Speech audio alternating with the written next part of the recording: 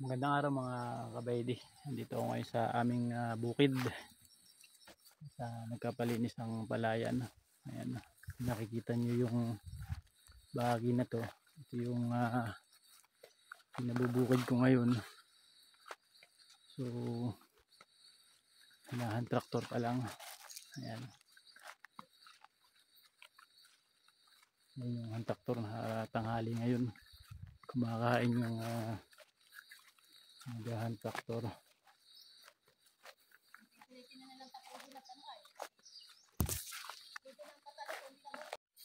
So ayan mga kabaydi, yung pinahan traktor ko na palayan. Ayan yung hand traktor. Kumakain ngayon yung nagtatraktor. Tapos itong kabilang to, ayan, hanggang dito lang naman, hindi yung bahagi na yun, iba na may-ari niyan. So dito lang tayo sa hindi pa nalilinis. Balik tayo doon sa aking halamanan. So, ayan mga kabaydi, hindi pa naman talaga ako totally marunong na sa bukid.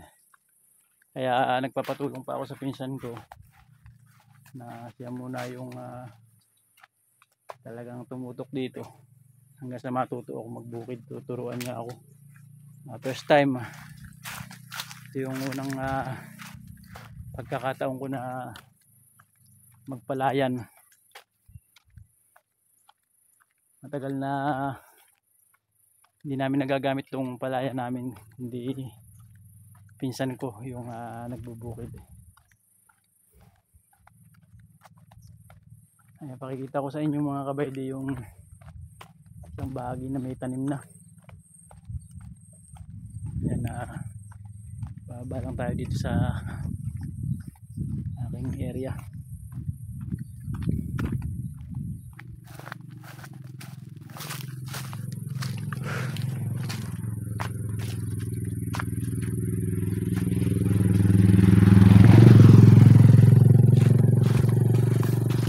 Ito ka ba kabaydi, meron na tayong nakalipas na araw nagpatanim na rin ako. Ayan, isang bahagi dito. Magkakaiba ng pitak yung aming palayan. Bukod-bukod kasi gawa nahati sila ng kalsada, tapos gawa ng bundok. Ito mga kabaydi, ito tayo dito. Sila natin. So ayan mga kabaydi, ito yung isang bahagi ng palayan. Ayan, isang baitang siya, ay dalawa pala, ayun pa sa kabila yung isa, banda ron. Tapos itong bahagi na to, sa pinsan naman namin yan, yung malawak na palayan na yan. Ayan, ganun kaganda yung palay dito sa bahagi na to, kasi yung nakakailang cropping dito, continuous yung flowing ng tubig dito. Ayan, ito lang mapapansin nyo. Ayan, yan yung tubig dito. So gawa lang ng mga magsasaka dito. Ayan, ito yung may tanim na. Ayan, hindi ko alam kung ilang similya yan. Bali yung pinsan ko pa rin ang bumubukid. Tapos balik tayo do sa bago kong inaararo, pinapaararo. Bukas daw gagawin ko. Tapos sa pizza 7 yung patanim. Ayan, bali talagang tumutulong lang naman ako do sa pinsan ko.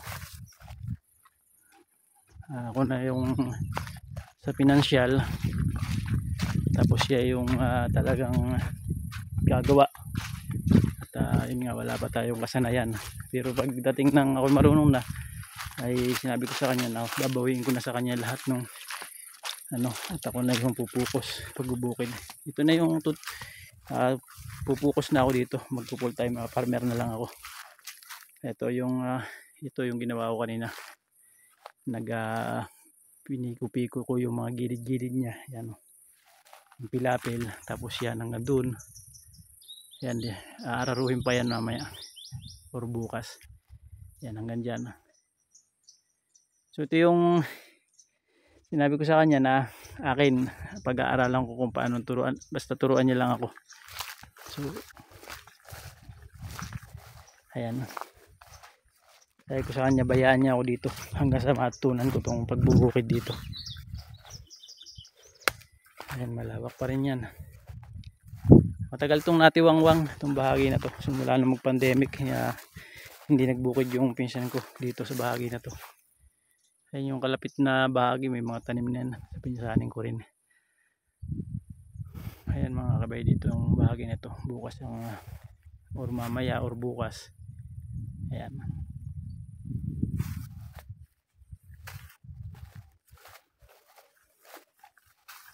Tapos ito yung mga tanim ko mga kabay, di meron na rin akong gulay. So nag-umpisa na ako dito last month pa, June. Nag-umpisa na ako magtanim-tanim. Yan.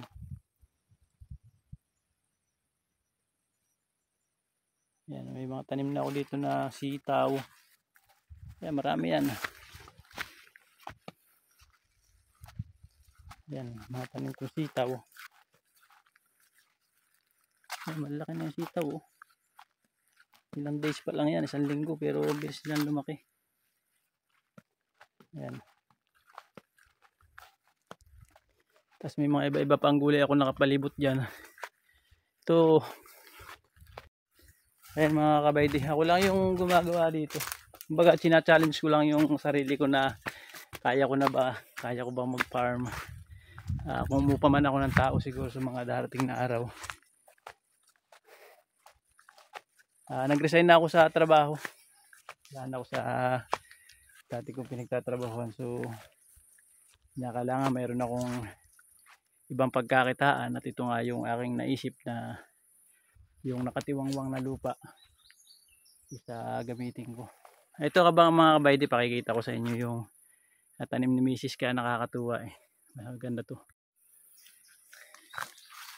Ayan o mga kabaydi. Ayan mga pinya. Ang dami, marami na ako napitas ng isang araw. Ayan o mga, ayan.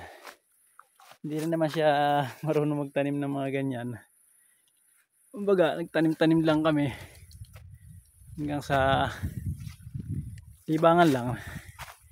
Pero pwede pa lang maging hanap buhay to, itong aming ito, yung aming inisip na pananim. Kaya ayun, mayroon naman mga hinog.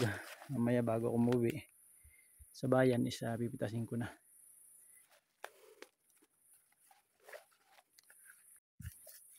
Ito yung matagal-tagal ko na rin pinangarap mga kabaydi na farm.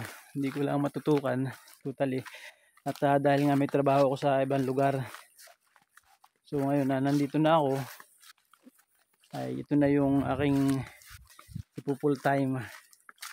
Kaya sana suportahan nyo pa rin ako mga kabayde, yung mga dating nanonood sa akin. Matagal ako naghinto rin sa pagbablog. Sana suportahan nyo ako hanggang sa mabuo ko ulit itong aking pinapangarap na farm. Ayan yung mga sitaw ko na tinanim. Ayan, sa katabi niya may mga okra na rin yan, mga okra, yung mga butas-butas na yan. Ayan.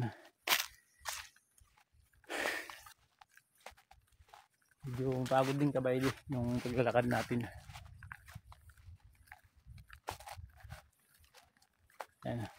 Dito tayo sa ilalim ng puno. Ito yung aking pahingahan. At yung bahay ko dito pinagawa dati is nasira. Ayan, hindi ko pa naayos ulit. Sa mga sunod na araw mga kabaydi, siguro gagawin ko na rin yung bagong bahay namin dito sa farm. Ayan, kakapit tayo. So yun mga kabaydi, hanggang doon lang muna yung aking vlog. At sana suportahan nyo ako sa mga darating ko pang vlog. Mas baybayan nyo rin yung aking mga ginagawa, kung paano ko ulit i-develop to. At ito na yung dahil naman nasa edad na ako na hindi na kinakailangan magtrabaho pa sa ibang lugar dahil tumatanda na nga ako. So ito na yung kasiyahan ko. Tutuloy-tuloy ko na to. Balik uli ako sa pagbablog, balik sa pagka-farm. And salamat sa mga kabaydi. Sana supportahan nyo ako. Thank you, thank you.